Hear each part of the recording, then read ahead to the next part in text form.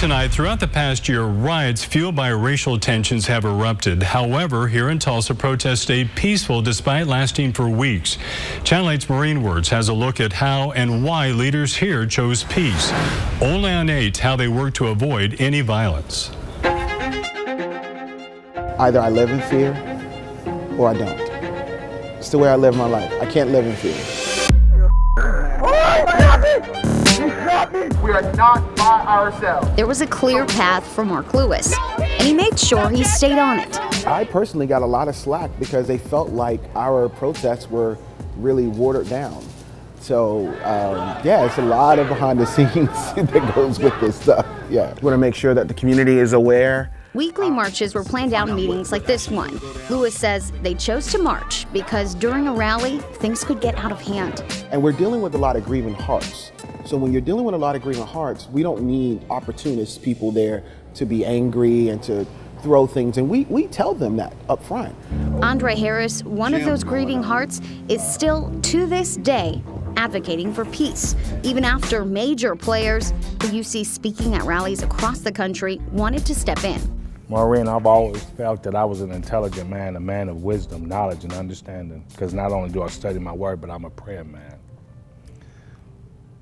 But I knew that anger and rage was something that Bob Bates and those at the sheriff's office do, not Mr. Harris. I wouldn't want anybody to wake up and see what I saw this morning. Even moments after his brother died, Andre spoke to us.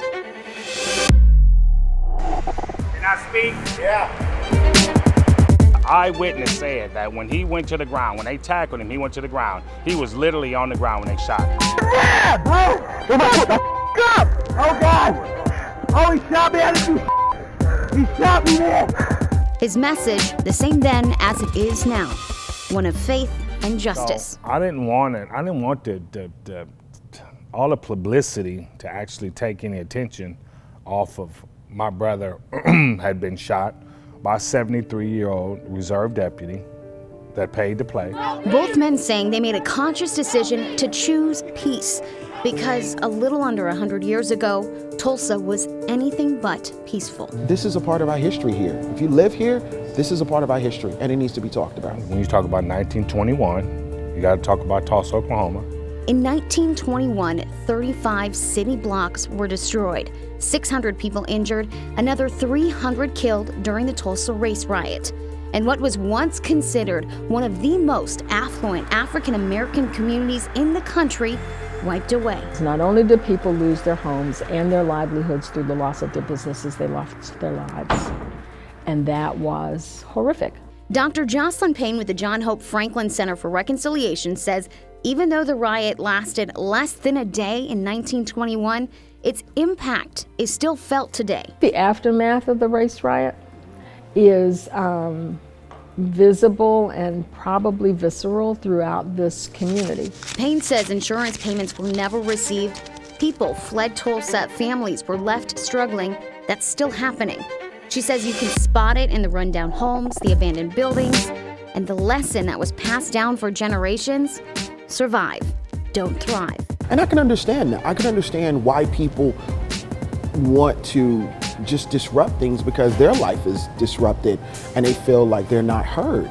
Lewis says he met with people to make sure they knew someone was listening. It gave them hope. You know, I mean, I think we can see now the tone of the community and all over Tulsa. They're feeling as if that my voice matters now.